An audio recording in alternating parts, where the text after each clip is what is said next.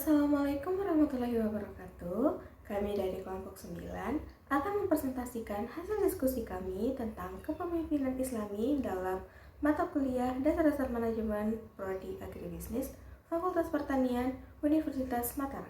Kenalkan, nama saya Wanda Dwi Maharani Putri sebagai moderator dan pemateri keempat. Di sini ada teman-teman saya. Yang pertama ada Sulhan Jayadi sebagai pemateri 1, Tri Oktaviani sebagai pemateri 3, dan Wardatul Humaira sebagai pemateri 2. Langsung saja kita ke pemateri 1, yaitu Sulhan Jayadi untuk menyampaikan materi 1. Kepimpinan Islam. Kepimpinan Islam merupakan keseimbangan antara kepimpinan dengan konsep duniawi maupun ukhrawi. Menggapai tujuan hakiki lebih dari sekedar tujuan organisasi yang bersifat sementara. Menuntut komitmen tinggi terhadap prinsip-prinsip Islam dan menempatkan tugas kepimpinan tidak sekedar tugas kemanusiaan yang dipertanggungjawabkan hanya kepada anggota, tetapi juga di hadapan Allah Subhanahu wa taala. Jadi kepimpinan Islam itu merupakan keseimbangan antara kepimpinan duniawi dan kepimpinan ukhrawi. Menuntut komitmen yang tinggi dan tidak hanya menempatkan kepimpinan itu di sekedar organisasi, tetapi juga mempertanggungjawabkan kepimpinan itu di hadapan anggota dan di hadapan Allah Subhanahu wa taala. Imam dan khalifah adalah dua istilah yang digunakan Al-Quran untuk menunjuk pemimpin kita. Imam berasal dari kata amma ya ummu yang berarti menuju, menumpu, dan meneladani. Kata khalifah berasal dari kata khalafa yang pada mulanya berarti di belakang. Seringkali juga diartikan pengganti karena yang mengganti selalu berada di belakang atau datang sesudah yang digantikannya. Imam dan khalifah ini adalah dua istilah yang diambil dalam Al-Quran, yang dimana kata al-imam itu berasal dari kata amma ya ummu yang berarti menuju, menempuh, dan meneladani. Kata khalifah juga berasal dari dalam Al-Quran yang berasal dari kata khalafa yang berarti di belakang, yang dimana seorang pemimpin itu diambil dari belakang atau yang digantikan dari belakang. Al-Quran Surah As-Sajdah ayat 5 berbunyi, yang artinya Dia mengatur urusan dari langit ke bumi, kemudian urusan itu naik kepadanya dalam satu hari yang kadarnya adalah 1000 tahun menurut perhitunganmu. Berdasarkan isi kandungan ayat di atas, dapat diketahui bahwa Allah Subhanahu wa taala adalah pengatur alam atau manajer. Keteraturan alam raya ini merupakan bukti kebesaran Allah Subhanahu wa taala dan mengelola alam ini. Namun karena manusia yang diciptakan Allah Subhanahu wa taala telah dijadikan sebagai khalifah di bumi, maka dia harus mengatur dan mengelola bumi dengan sebaik-baiknya sebagaimana Allah mengatur alam raya ini. Jadi, di dalam Al-Quran Surah As-Sajdah ayat 5 itu Allah Subhanahu wa taala menjelaskan kepada manusia bahwa dunia itu hanyalah milik Allah Subhanahu wa taala, yang dimana kita ditugaskan di dunia itu hanya untuk menjaga. Baik, mungkin itu saja. Terima kasih. Materi selanjutnya akan disampaikan oleh Wardatul Humaira untuk menyampaikan materi 2. Materi selanjutnya yaitu sifat. Para pakar setelah menelusuri Al-Quran dan hadis menetapkan 4 sifat umatnya, yaitu yang pertama asyik, yakni kebenaran dan kesungguhan dalam bersikap, berucap, serta berjuang melaksanakan tugasnya.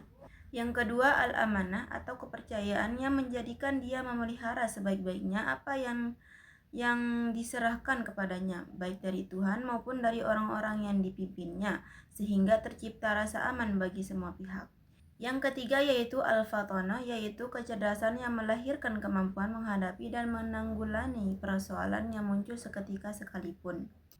Yang keempat yaitu tabligh, penyampaian yang jujur dan bertanggung jawab, atau dapat mahdi diistilahkan menjadi keterbukaan. Materi selanjutnya akan disampaikan oleh Tri Oktaviani untuk menyampaikan materi 3. Yang ketiga yaitu prinsip. Adapun yang pertama yaitu division of work. Pembagian kerja harus disesuaikan dengan kemampuan dan keahlian. Yang kedua itu tersedia prinsip orang yang akurat di tempat yang akurat. Yang ketiga, authority and responsibility atau wewenang memberi instruksi-instruksi dan kekuasaan meminta kepatuhan. Dan yang keempat, disiplin merupakan perasaan taat dan patuh terhadap pekerjaan yang menjadi tanggung jawab. Yang kelima, kesatuan perintah atau unity of command. Yang keenam, kesatuan pengarahan, unity of direction. Yang ketujuh, mengutamakan kebutuhan organisasi di atas kebutuhan sendiri. Dan yang kedelapan, pengajian pegawai. Kesembilan, pemusatan atau centralization. Pemusatan wewenang akan menimbulkan pemusatan tanggung jawab dalam suatu aktivitas. Yang ke-10, hierarki atau tingkatan. Pembagian kerja menimbulkan hal terjadinya atasan dan bawahan. Yang ke-11, ketertiban atau order. Tidak ada orang yang bisa melakukan pekerjaan dalam keadaan acak-acakan. Ke-12, keadilan dan kejujuran. Ke-13, stabilitas kondisi karyawan. Setiap aktivitas kestabilan karyawan harus diamankan sebaik-baiknya. Yang ke-14, prakarsa atau inisiatif. Dan yang terakhir yaitu semangat kesatuan. Materi selanjutnya yaitu materi 4 yang akan saya sampaikan mengenai fungsi. Kepemimpinan dalam Islam identik dengan istilah khalifah.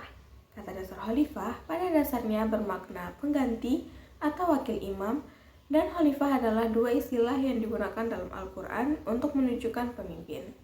Kata imam terambil dari amma yaumu yang berarti menuju, menempuh, dan meneladani. Pemimpin dalam Islam ialah sebagai sebuah konsep interaksi, relasi, proses, otoritas, kegiatan mempengaruhi, mengarahkan, dan mengordinasi baik secara horizontal maupun vertikal.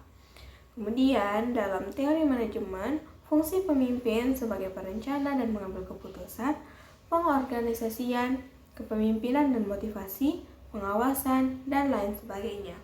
Jadi maksudnya di sini adalah kepemimpinan tidak hanya memiliki fungsi sebagai perencana, mengambil keputusan, dan lain sebagainya, namun pemimpin juga harus memiliki sebuah konsep seperti interaksi, relasi, proses, otoritas, mempengaruhi, mengarahkan, dan mengordinasi lainnya.